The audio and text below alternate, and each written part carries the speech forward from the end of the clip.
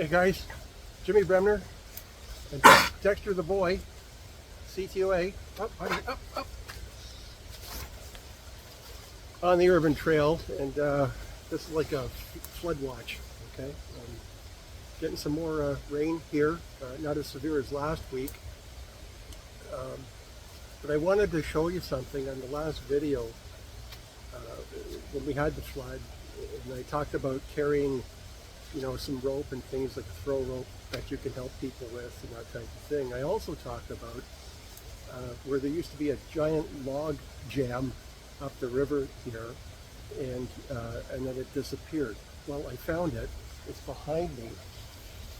I'm not sure what you can see on camera, but these logs, okay, they're probably like 25 feet across. They're like a foot at least, around 1.5 feet around. They're all intertwined with all kinds of things. It's incredible. But here's the amazing thing. Yesterday on this part of the creek, if I stand down here, that log jam is probably 20 feet high. Okay, so I'm about 6 feet. So when I stand down on the creek bed, okay, it's another 6 to 8, 9 feet above that, and it came to rest on the supports. Again, those wire baskets with rocks on the shores. It came to rest there. It can't get past because there's these other trees that are still alive, and it's blocked at this point. That said, it's a good thing because it has allowed flow for the creek. Okay, but behind me, all the rock walls are down. The banks are flooded. There's actually like beach sand coming up over here. It's quite interesting. Got my rain gear on, rain pants. Got my big rubber boots on today because we're drenched down here. Got my dry bag. I'm just going to show you one other thing. I talked about carrying rope and a throw line and that type of thing. Actually, have my new walking stick.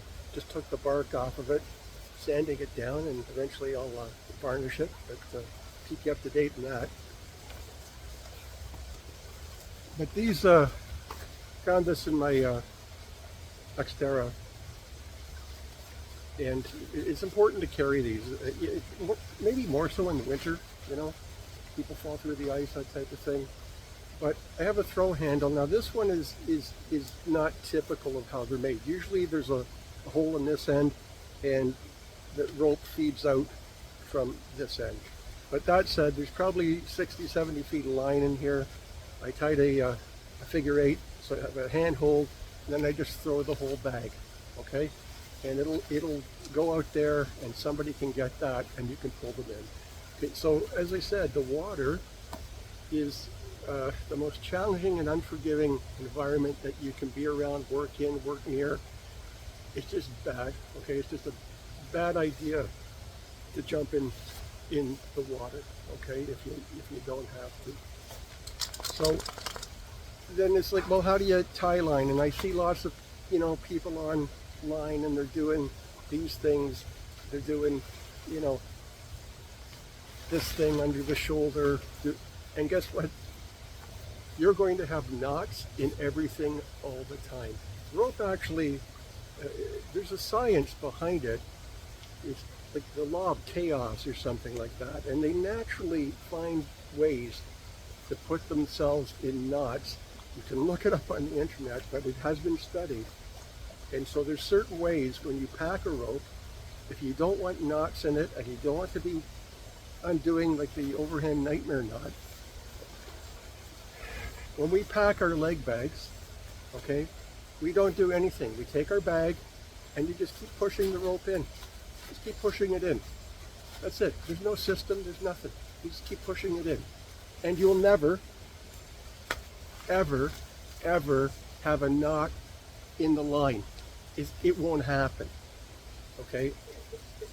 So I know when you have like a little hank, a paracord, something like that, you can, you can do that and, half hitch and put it in your pocket.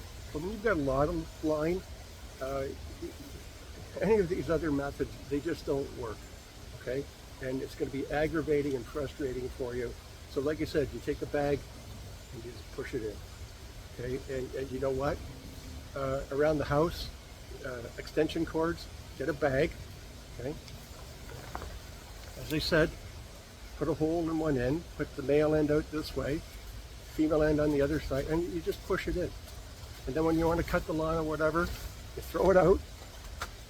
You can pitch it, and you'll never ever have a knot in a line. So that's just me, as my humble opinion on this.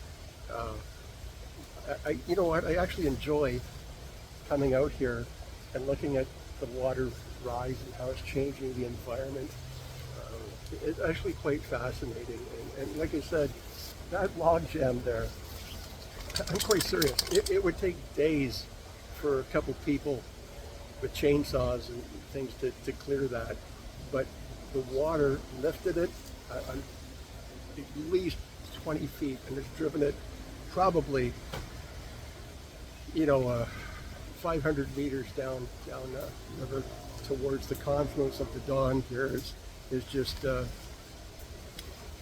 west of me here, and then you get into big water. Like I said, make sure you've got a line. Dexter's on the line today. Kids and things like that, stay away from the water. Think about what you're doing, okay? And last thing I'll probably cover is